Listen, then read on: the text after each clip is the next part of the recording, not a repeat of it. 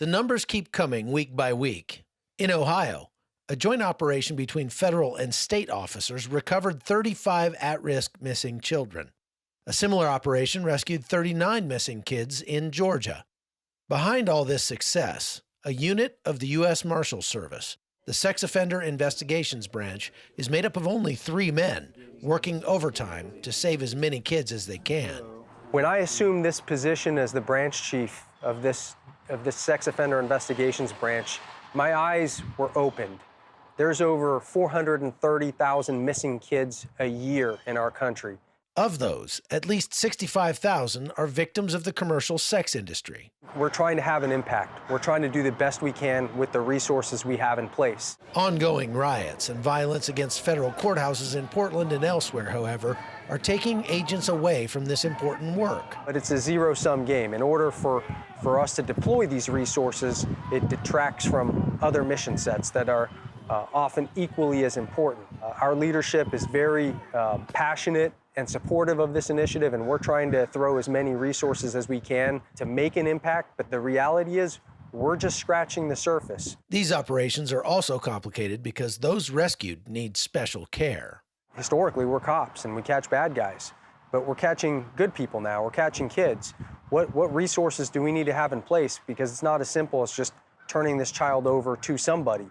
And so we spent a lot of time, a lot of research, a lot of talking with our partners, with Children's Hospital, with DCFS, with social services, to get these resources in place.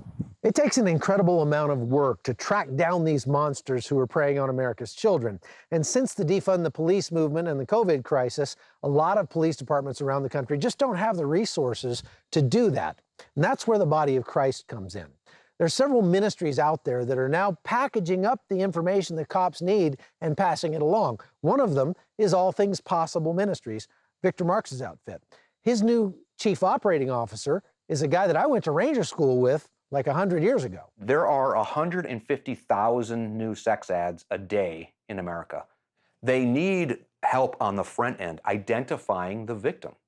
They need that level of probable cause, reasonable suspicion. That's what we offer law enforcement. So we figure out who those girls are that are being sold, potentially who their trafficker is, and we push that information to law enforcement to take action. And then they will conduct an operation, a sting, and they will confront that girl and offer her a new life, a path to freedom. And what they find is often chilling. There are particular traffickers that will target Christian girls to get the small potatoes, to get the girl who comes from a broken, abusive relationship. That didn't stroke his ego.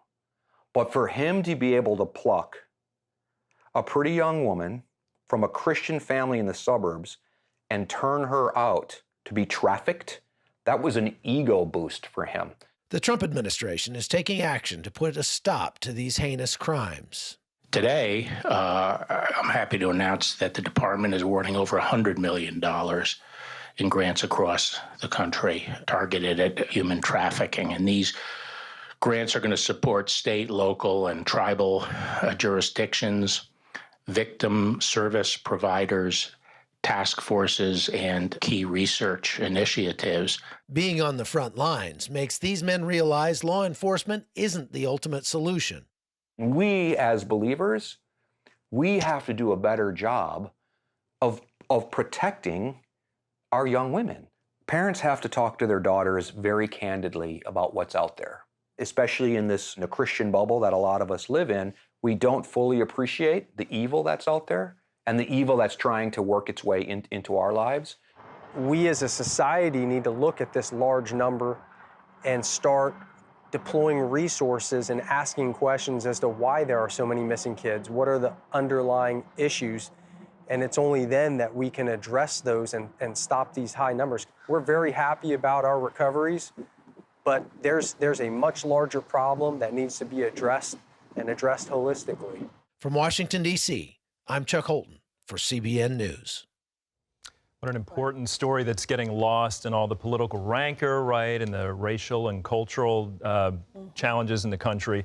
This particular subject is kind of brushed away Yet there are Democrats, Republicans, law enforcement working very hard. I got to echo what that one law enforcement officer said. It starts at home with the parents. We have to guard our children and know what's coming at them. You know, it's such a hard thing to do, though. I think, you know, very often a lot of, not all, but a lot of these young women come from scenarios where they're unhappy about something. They've maybe separated from communicating with their parent or parents, or maybe even runaways in that scenario. But with younger kids, there's only so much that you can really explain to them without scaring them about standing in your driveway. Yeah, and the predators often, from a digital perspective and fishing for children, vulnerable kids emotionally, they know the technology much better than the parents do. And a great point made in that was, it's not just about rescuing children. What afterward? Emotionally, spiritually, even physically, how do we help people on the road to healing? So it's a very important topic. It is a road. Yes, it is a journey. Absolutely. Hello, I'm Gordon Robertson. Thanks for watching the video. Be sure to like, subscribe, and hit the notification bell for more encouraging videos like this one.